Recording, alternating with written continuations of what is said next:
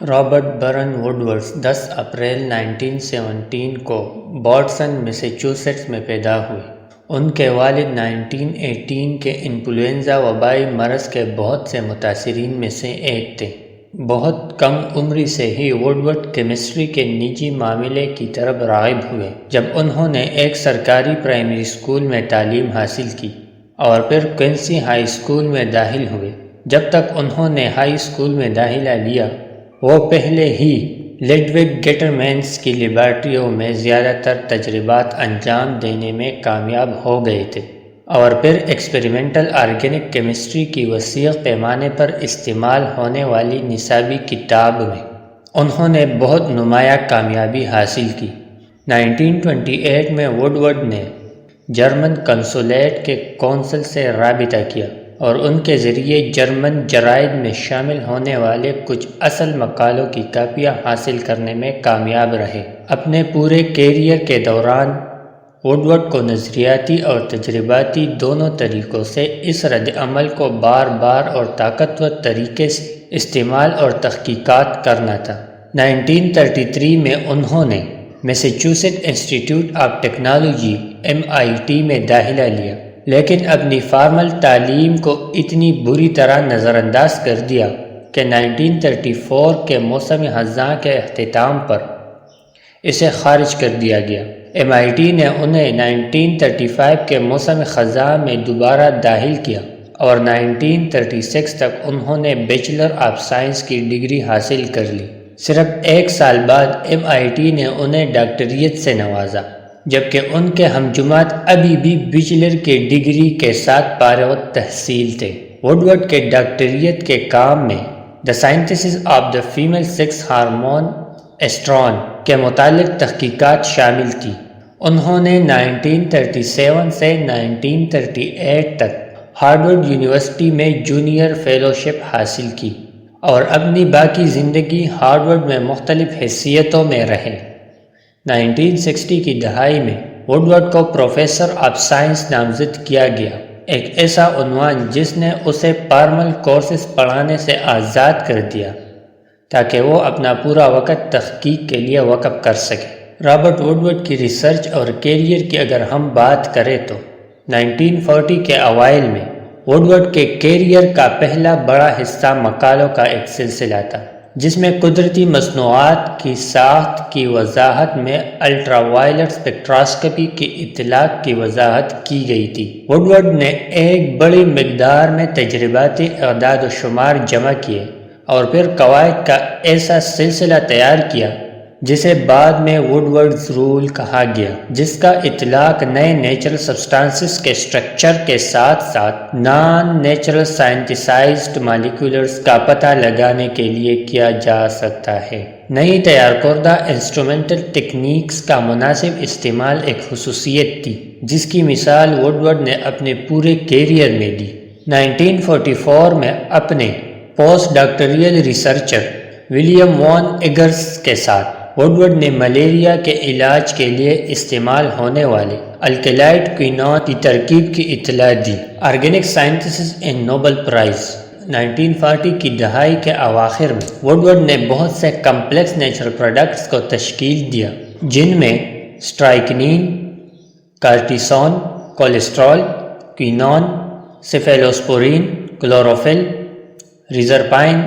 ان کے ساتھ ووڈورڈ نے سائنتھسس کے ایک نئے دور کا آغاز کیا جسے کبھی کبھی ووڈورڈین ایرا بھی کہا جاتا ہے، جن میں انہوں نے دکھایا کہ نیچرل پروڈکٹس کو فزیکل آرگینک کیمسٹری کے اصولوں کے محتاط اطلاق اور محتاط منصوبہ بندی کے ذریعے مرتب کیا جا سکتا ہے۔ ووڈورڈ کے بہت سے تجربوں کو ان کے ساتھیوں نے شاندار قرار دیا اور ان کے کرنے سے پہلے کچھ لوگوں نے سوچا تھا کہ لیبارٹری میں ان مادوں کو بنانا ناممکن ہوگا۔ ووڈورڈ کے سائنتھسس کو بھی ان کے آرٹ کا عنصر قرار دیا گیا۔ ووڈورڈ کے کام میں انفراریڈ اسپیکٹراسکوپی اور بعد میں نیوکلیئر میگنیٹک ریزوننس اسپیکٹراسکوپی NMR کی اس وقت کی نئی تیار کردہ تکنیکوں کا مکمل استعمال بھی شامل تھا۔ ووڈورڈ کی سائنتھسس کی ایک اہم خصوصیت اسٹیریو کیمسٹری یا کنفیگوریشنل مالیکیولز ان 3 ڈائمینشنل اسپیس پر ان کی توجہ تھی۔ دوسری جنگ عظیم کے دوران ووڈورڈ پینسلین پروجیکٹ پر پروڈکشن بورڈ کے مشیر تھے۔ 1950 کی دہائی کے اوائل میں ووڈورڈ نے برٹش کیمسٹ جیوفری ولکنسن کے ساتھ مل کر، جو اس وقت ہارورڈ میں تھے، پیروسین کے ایک نئے ناول سٹرکچر تیار کیا، ایک ایسا مرکب جو آرگینک مالیکیولز ود آئرن کے امتزاج پر مشتمل تھا۔ اس سے آرگینو میٹیلک کیمسٹری کے شعبے کا آغاز ہوا، جو صنعتی طور پر بہت اہم شعبے میں تبدیل ہوا۔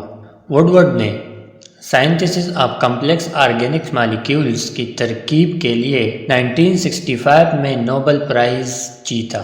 Vitamin B12 synthesis and Woodward Hoffmann rules. 1960 کی دہائی کے اوائل میں ووڈورڈ نے اب تک کی سب سے کمپلیکس نیچرل پروڈکٹ پر کام شروع کیا۔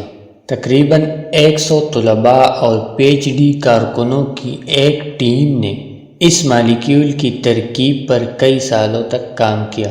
یہ کام آخر کار 1973 میں شائع ہوا اور اس نے آرگینک کیمسٹری کی تاریخ میں ایک سنگ میل کی نشاندہی کی۔ اس کام نے کسی بھی دوسرے سے زیادہ آرگینک کیمسٹس کو قائل کیا کہ کسی بھی پیچیدہ مادہ کی ترکیب ممکن ہے۔ ووڈورڈ نے آرگینک کیمسٹ کی حیثیت سے اپنے تجربات کی بنیاد پر اپنے رولز تیار کیے۔ انہوں نے ہافمن سے خیالات کی تصدیق کے لیے نظریاتی حساب ویریفائی کرنے کے لیے کہا، جسے ووڈورڈ ہافمن رول کہا جاتا ہے۔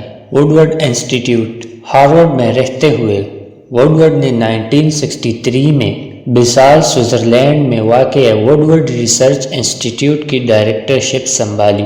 وہ 1966 سے 1971 تک MIT اور اسرائیل میں وائزمن انسٹیٹیوٹ آف سائنس کی ٹرسٹی بھی رہے۔ پبلیکیشنز۔ اپنی زندگی کے دوران ووڈورڈ نے تقریباً 200 مطلوبات لکھے، جن میں سے 85 مکمل مقالے ہیں، باقی ابتدائی مواصلات، لیکچرز کا متن اور جائزے پر مشتمل ہے۔ اس کی سائنسی سرگرمی کی رفتار نے جلد ہی تمام تجرباتی تفصیلات شائع کرنے کی ان کی صلاحیت کو پیچھے چھوڑ دیا۔ ووڈورڈ نے 200 سے زیادہ PhD طلباء اور پوسٹ ڈاکٹریٹ کارکنوں کو تربیت دی۔ Honours and awards. اپنے کام کے لیے ووڈورڈ نے بہت سے ایوارڈز اور اعزازات حاصل کیے، جن میں American Academy of Arts and Science in 1948، the National Academy of Science in 1953، John Scott Medal from the Franklin Institute and City of Philadelphia 1945، Leo Hendrik Award from the North Jersey section of American Chemical Society 1955، Davy medal from the Royal Society in 1959، elected a foreign member of the Royal Society in 1956، Roger Adam Award, Roger Adam Medal from the American Chemical Society in 1961، National Medal of Science from the United States in 1964، Nobel Prize in Chemistry in 1965، Willard Gibbs Award from the Chicago section of American Chemical Society in 1967، the Order of Rising Sun second class from the Emperor of Japan in 1970، AMA Scientific Achievement Award in 1971، Kopp Award from the American Chemical Society shared with Hoffman in 1973، Copley Medal from the Royal Society London in 1978۔ اس کے علاوہ وہ بہت سے کمپنیوں کے consultant بھی رہے، جیسا کہ Polaroid, Pfizer and Merck. Personal life. 1938 میں انہوں نے ارجا پولمین سے شادی کی۔